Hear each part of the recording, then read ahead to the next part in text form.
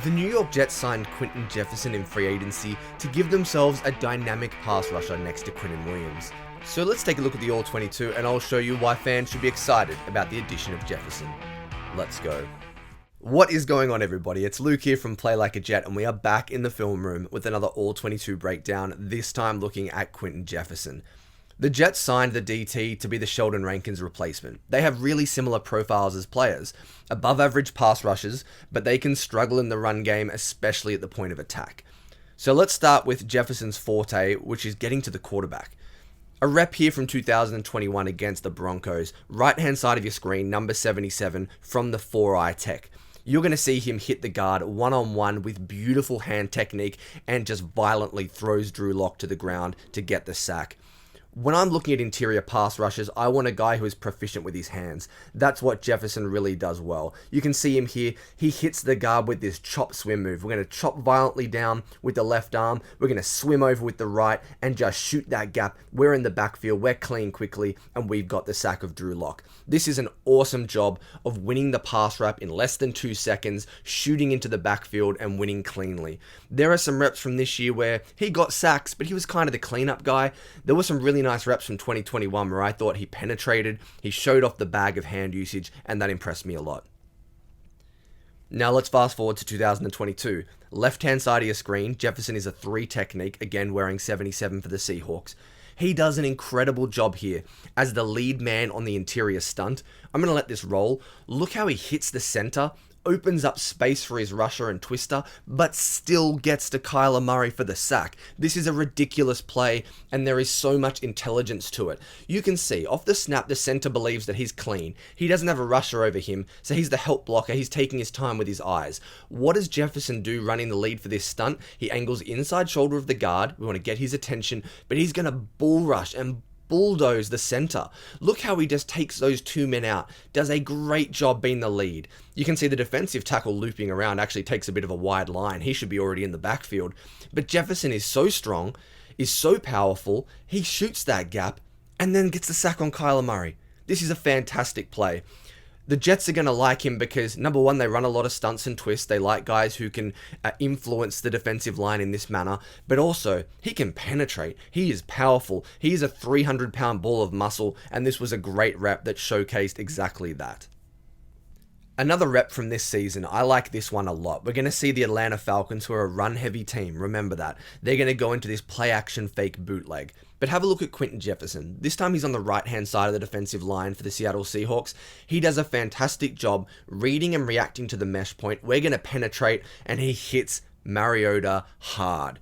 Okay, let's break this down a little more specifically. He does a really nice job with his initial read step. That allows him to get his head in the gap, he's got eyes up, and he's reading the mesh point. He wants to see, are Atlanta running the football here, or is this a play-action fake? He sees Mariota start to bring that football in, he shoots the gap. Again, uses a little swim move to get over the top, to be clean, and he's in the backfield. And once that happens, it is over.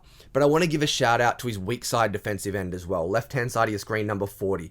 Have a look at the job he does. It is so easy as a defensive end in this kind of motion and action with a full line slide to just start marching to the right of screen. But look how he holds his width, his gap integrity, and he stops Mariota from rolling outside the pocket. He keeps him inside, a great job with contain, and that's what allows Jefferson to make the play. I understand we're doing a film review of Quinton Jefferson, but the reason he can make this play is because the defensive line relies on teamwork, and they did a great job here, did the Seattle Seahawks. I love Jefferson's read step, the ability to look at the mesh point, read and react. We're going to get skinny, and we are going to hit the quarterback hard. He did that really well.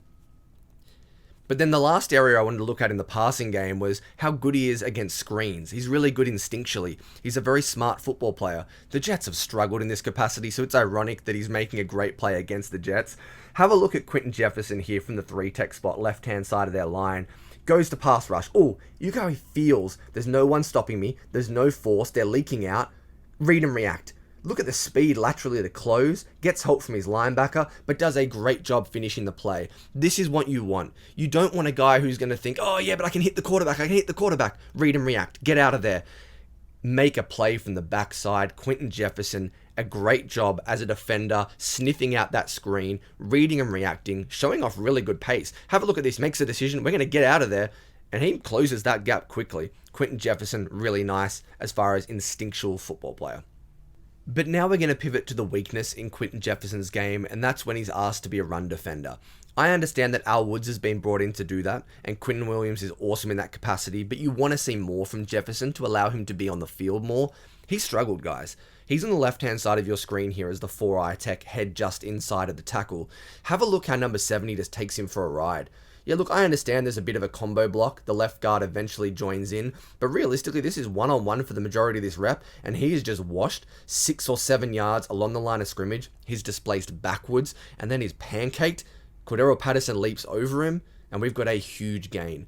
There were too many times when I put on the Seattle tape where I saw, oh, big run, who's at fault here? And Quinton Jefferson was the guy who was on the floor, who was being marched up and down the line of scrimmage, and that concerned me a little bit. There's a reason he had a PFF grade in the mid-50s last year, and a lot of it is because of this. Displacement at the line of scrimmage, not being able to stand up to double teams, and just easily being pushed around. So he's going to need to improve on that if he wants to see the field here in New York. Another example, this time the Panthers are running an inside zone type concept from left to right of your screen. Jefferson, 3 technique, right hand side. You're going to see initially does a nice job holding up to this little, I guess you'd call it a faux pas double team. It's not really a double. The tackle Taylor Moton is actually climbing here. But right now he's in a pretty good spot, but he just gets pushed and displaced late. Look how the A gap stretches once he gets a little bit of help from the pulling tackle.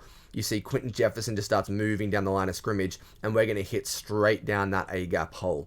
He just got moved a little more than you want to see in the run game. You want to see him hold up to that, to have a little more gap integrity. He does an okay job, but in the end, it's a 15-20 yard game to the Panthers, and once again, it's because they're running at Quinton Jefferson in the running game. At the point of attack, teams had success targeting him, and that concerned me a little bit. But there were some examples where Quinton Jefferson actually was really good and really efficient. Here's one against the Saints. He's going to be on the right-hand side of your screen. Have a look how he actually does a fantastic job two-gapping here against the tackle, throwing him to the ground and making a tackle for loss. This was an awesome rep. Now, I'll be honest with you, these were few and far between, but this was awesome. You want to talk about being aggressive from a 4-tech spot? We're in a good spot. We're reading and reacting. We're underneath the shoulder pads of the tackle. We're in a dominant position. Our feet are moving through the block. Read and react. Running back cuts back. We're going to throw him, bench press, and make a tackle. That's as good as it gets, guys. If we can get a little bit more of that, Quinton Jefferson's going to see the field a lot in that Sheldon Rankins role. You just want to see him have a little more toughness against the run, a little more ability to penetrate, to stand up at the point of attack, and he did a great job on this rep. I'm just giving you the overall picture of what Quinton Jefferson is as a football player.